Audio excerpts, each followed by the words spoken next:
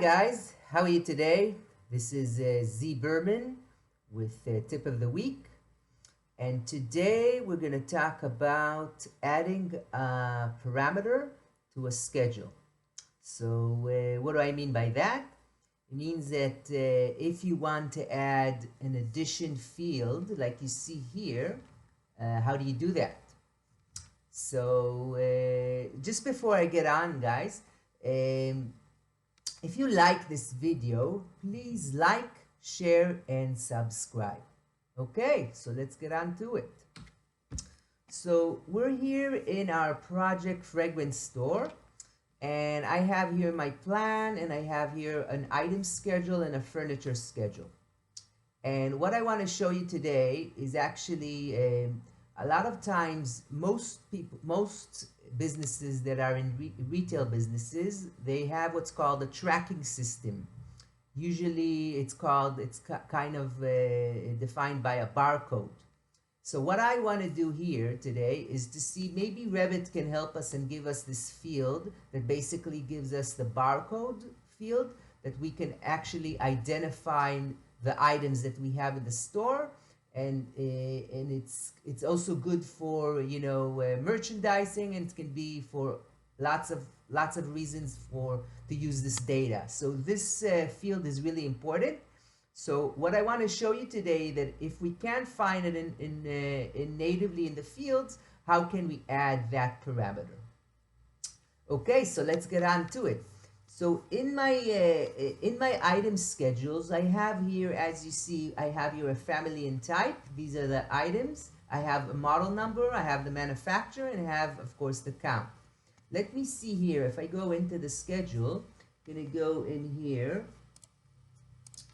and let's see here in the fields, if we have any of, I'd call it an asset number. Let's see if we have any of those fields here.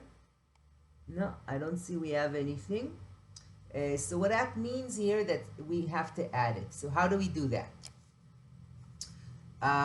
So we're gonna go here to add parameter, and we're gonna add a project parameter. This is basically helping us to add a field, and here I'm gonna call it asset number. And this is going to be an instance parameter. That's very important that it's going to be instance, because we want each and every item to have a unique different number. So it's going to be discipline common type of parameter. We want it to be a text. So it's going to be a text, and we're going to group it underneath identity data. Yeah, okay. Now here, this is also very important. If you have, like I have in this project, a lot of groups, and you want to tab into the group and give it actually the number, if we basically choose this option, it's going to let us tab in. If not, we'll have a problem, and then we won't be able to do that. So we must basically choose this option, okay? And then you can add it. You can add a tooltip or like a description. I'll just say supplying client asset number field barcode number. So it's basically a barcode number. So I'm gonna go here, okay, and then I'm gonna okay. And this is just the tooltip is just important. You know, if other people are working, they understand what this field is. And I'm going to go here, okay, and automatically you see the asset numbers in here in the fields. I'm going to go okay again. And you can see now that basically we got another field. Now if we want to just add the number, we just say, I'm just going to add, let's say 158, and then I'm going to add here let's say 589.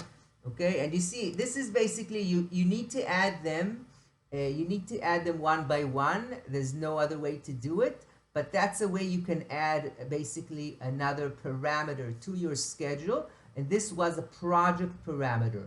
The difference between the project parameter and the shared parameter is that the shared parameter is gonna is basically gonna let us to tag this asset number. Now, because it's a project number, I can't tag it, but that's okay because I just want it here in the project. Now, how did I create actually this schedule?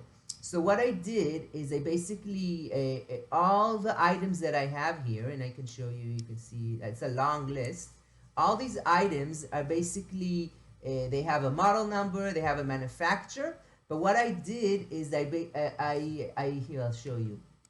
I went into fields and you see I have different schedule fields that I actually added. And then if I go here to sorting and grouping, I sorted it by family and type. Okay, so basically I sorted it by family and type, and that's how I got the schedule. But the most important thing in this schedule is that I actually checked itemize every instance. So why did I do that? That way we can see each and one of our items and we can give them a unique number. And that's it, guys. That's how we add a parameter in our schedules. I hope you really like this tip, guys. And if you do, please like, share, and subscribe. And have a great day, guys, and see you soon.